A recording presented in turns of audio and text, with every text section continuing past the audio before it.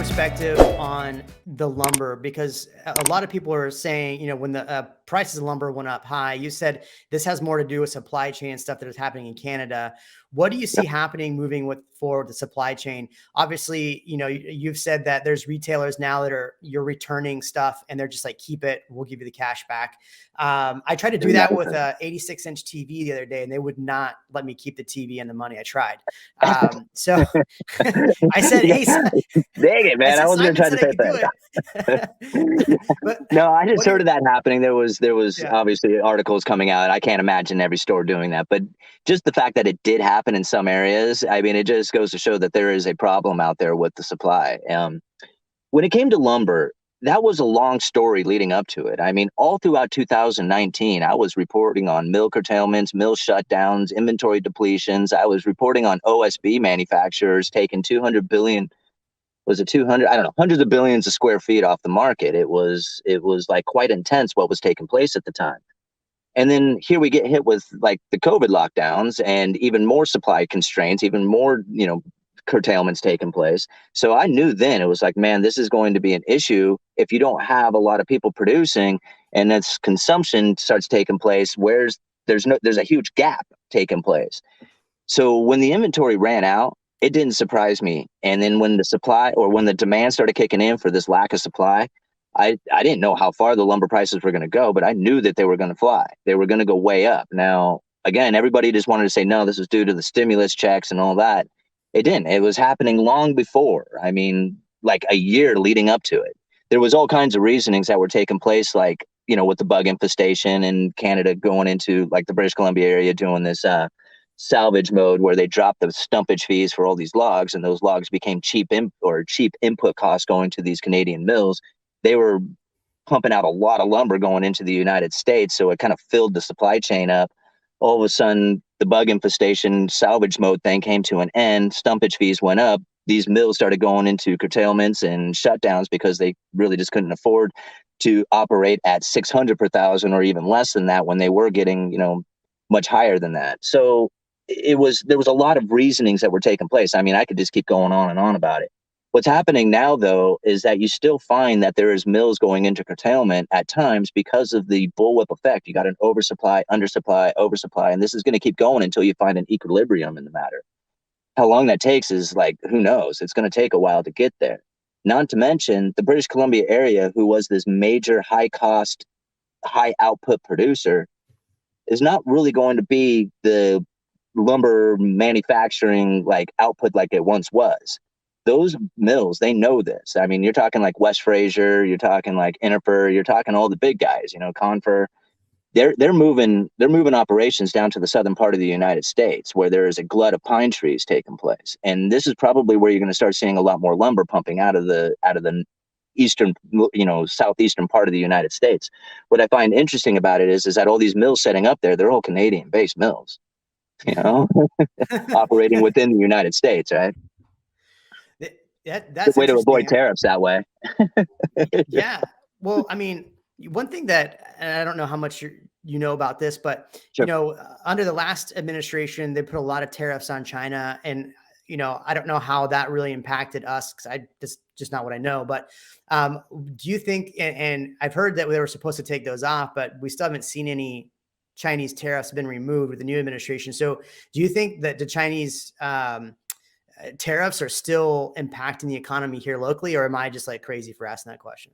No, even if they were to take them off, it's still going to impact us because what ends up happening is that you destroy relationships, right? That's what a lot of people don't realize is that the United States, especially like Oregon, where I live, is the #1 lumber producing state in the entire country. Like we pump out a lot of lumber out of this state. The other thing that we push out of here is logs. Right. So trees are an export. It's a commodity just like anything else out there.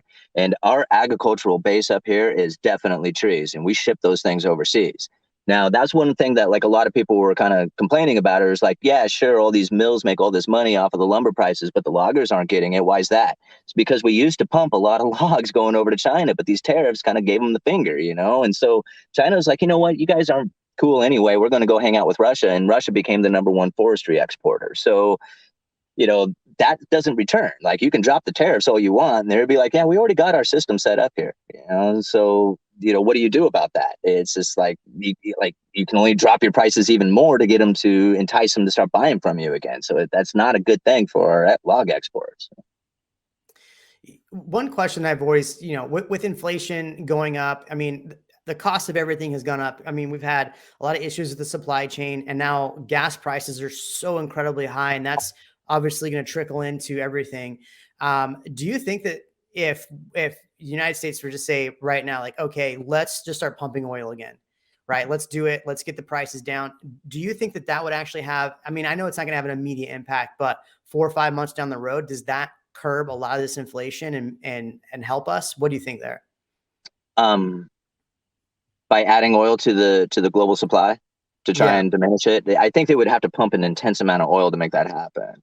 Like we could supply ourselves with oil. We export more oil than I think we consume, don't we? yeah. So the idea that we could just keep the oil, well, it's a global commodity, so you'd have to provide enough for the entire world to want, and that's like not necessarily an easy task to drop the prices significantly by doing that. Like if you went into isolation, then maybe you could, but then that would create more problems than solve them. So I don't know if the expansion of oil production within the United States is going to actually solve any real problems out there. I think the problems will solve themselves. High oil prices will get people to slow down in the economy. And then once the production starts to slow down, once the manufacturing, the traveling, the buying of things, all that starts to slow down, you're going to see oil start to diminish. I mean, you're going to see the prices come down on that as well. But as of like now, you see that there's this huge demand for most of this stuff, but it's starting to fall. Like, even oil prices are come down. It's under $100 per barrel now. I mean, I live in a really expensive area. I mean, we had fuel at like 5.50 a gallon. It's down at 4.95 now. So there's drop. It's happening. Like people aren't buying as much of it, and the supply will start to build up, and then you'll start seeing things become more reasonable again. So I do feel that most of this is transitory. I mean, I hate using that word because it was Yeah. so overused and everything, but it's still part of like, the bullwhip effect. You can see it happening, and it just takes time, and it shows up in different areas, not at the same time. Like, everybody like looked at lumber for an inflationary scenario, and then now here it is at 650 per thousand, and they can't look at it anymore. So did the inflation just disappear from lumber? I mean, no, it was because of inventory. It was because of supply and demand. And I feel the same thing will eventually happen with oil too. That doesn't mean like the products that are built today don't have that input cost going on. I mean, that happens. So that price is going to stay elevated in there.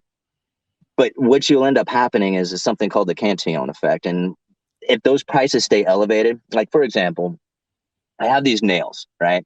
I have the gun nails, right, for framing.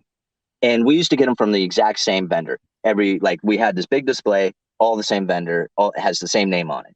Well, then nails came in short supply, right? We couldn't get them. And all of a sudden, like these framers are like buying like pallets of nails because they're afraid they're not going to be able to get them. And so like these pallets would go in and go out. And pretty soon we weren't getting that vendor anymore. We started getting like different vendors. And it was just like, okay, you kind of recognize some of these names. And then I start noticing like all of a sudden we got American made nails, right? Which are really expensive nails. And then we got these really cheap generic nails from like India, and I'm like, these are two like nails that I have never seen before, but this is what we can get.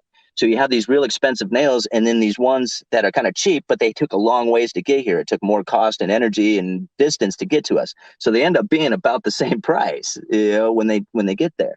Well, eventually what you'll find is that the distribution is going to get a lot easier. The transportation is going to become a lot easier. The domestic manufacturers, the American-made nails, sorry, you guys are going to have to go by the wayside because the distribution of these ones have just gotten cheaper, and therefore they're going to have a better price on them. A lot of people don't necessarily look to quality. They just want to know if it's a 16-penny nail that's going to run through their gun, and that's the last thing they ask. What's the price? And so Yeah. whether it's American-made quality doesn't really matter to them when the bottom line is saying, I want the cheaper one. Thanks for watching this short of the Real Migos podcast. For more live streams, hit here. For more clips, hit here. We'll catch you on the next one.